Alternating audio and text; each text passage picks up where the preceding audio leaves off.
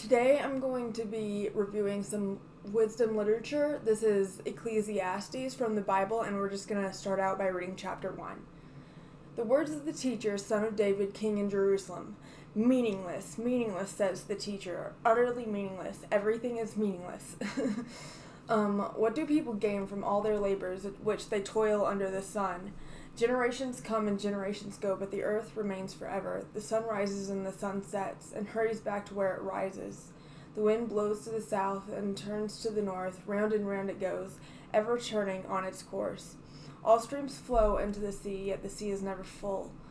To the place the streams come from, there they return again. All things are wearisome, more than one can say. The eye never has enough of seeing, nor the ear its fill of hearing. What has been will be again. What has been done will be done again. There is nothing new under the sun. Is there anything of which one can say, "Look, this is something new"? It was here already long ago. It was here before our time. No one remembers the former generations, and even those yet to come will not be remembered by those who follow them. I, the teacher, was king over Israel and Jerusalem. I applied my mind to study and to explore by wisdom all that is done under the heavens. What a heavy burden God has laid on mankind. I've seen all these things that are done under the sun. All of them are meaningless, a chasing after the wind. What is crooked cannot be straightened. What is lacking cannot be counted. I said to myself, "Look, I've increased in wisdom more than anyone has ruled over Jerusalem before me. I've experienced so much of wisdom and knowledge that I applied myself to understanding of wisdom and also of madness and folly. But I learned that this too is a chasing after the wind, for with much wisdom comes much sorrow. The more knowledge, the more grief." So I don't know about you, but personally, I actually like this chapter of the Bible. It seems to resonate with me. I'm sure it's resonated with you on some level at some point in your life.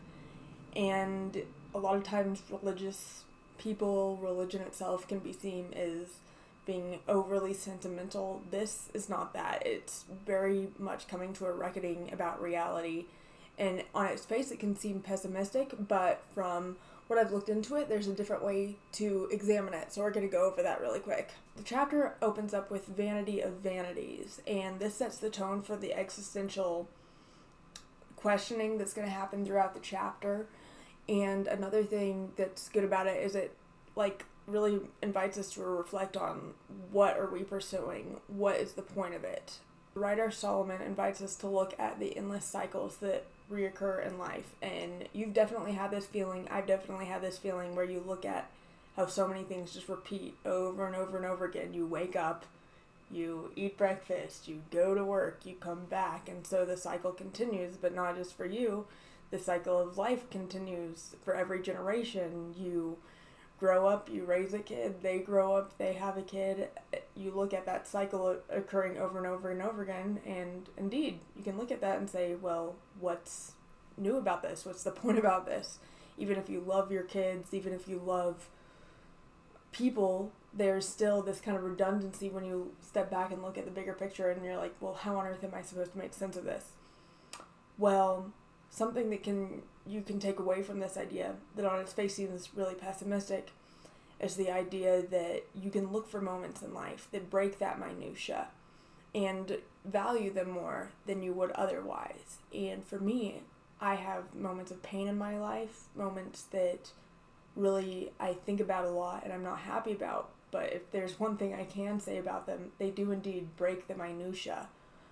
And there's also a mystery when you see those elements throughout the day of something that's just a little bit different, something that's a little bit off, maybe even within a historical context. We live in a culture where technologically we're challenged with different sort of moral dilemmas than we have been in the past, and I think there is something that's slightly different about those.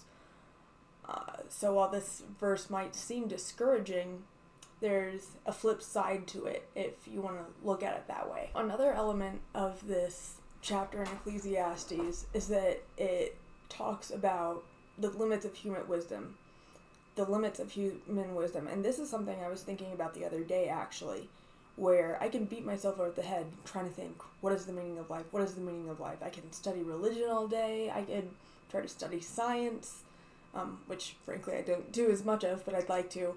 But the point is, you can study a lot of things, you're never going to get to the bottom of it. And eventually, this can actually be inspiring, because if you're not going to get to the bottom of it, then maybe you don't have to spend all your time just thinking about this over and over and over again.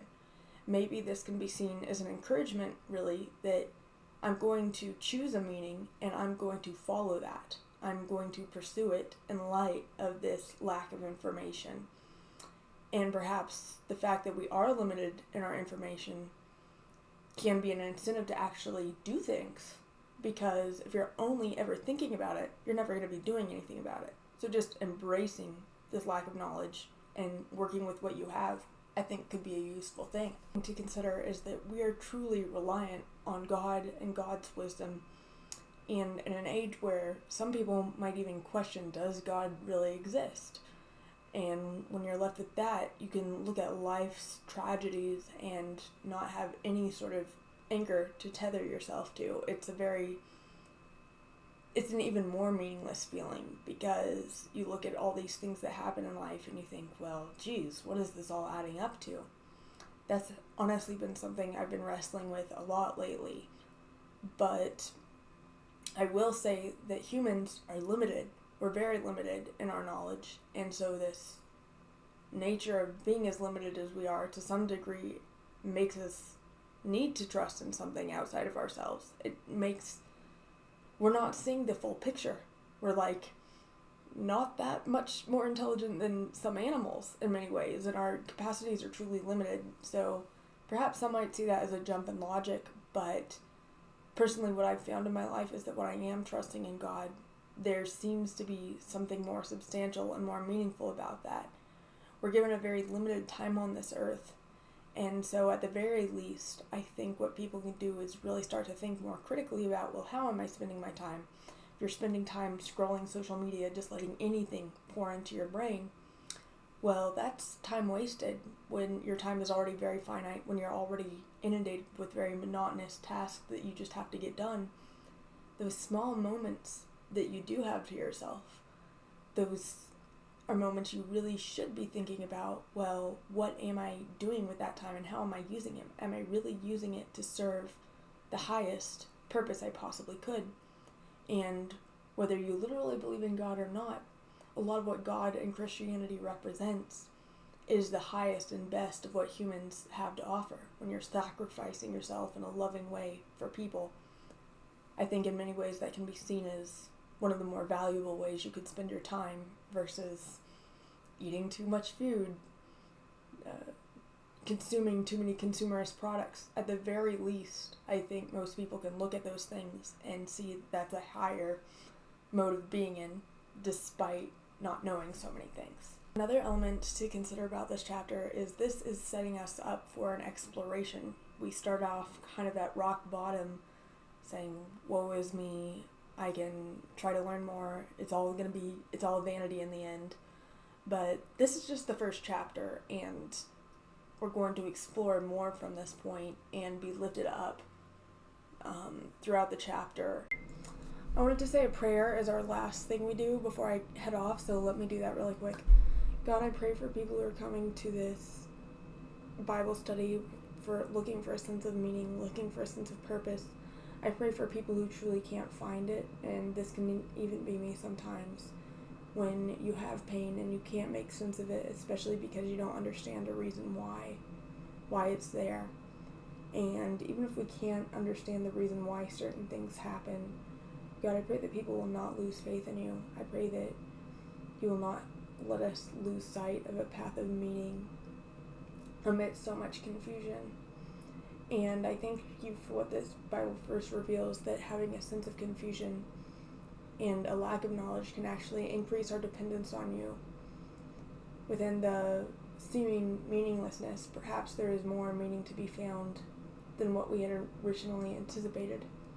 I thank you for the grand mystery of life that you've created, for its endless beauty, and that even in the most mundane of circumstances, some of the most beautiful things arise. I think of my children and just the beauty I see in them, even though there has been so many mothers who have had that same feeling before. It is unique and beautiful to me, and I thank you for the many unique and beautiful experiences people have, even if in many senses these things might be ordinary. I thank you that gives us a connection to one another, having so many universal experiences, and for the things that we feel make us strange, not fit in, that nobody could possibly understand. I thank you that nothing indeed is new under the sun, from your perspective especially, and that you are aware of it. And so where people feel alienated, I pray that you help to alleviate that sense of alienation and loneliness for them. I thank you that people lean into your forgiveness, your love, and in other areas where we simply feel bored and meaningless about certain things, I pray that we'll look for the more beauty in those instances. It's in your name I pray, amen.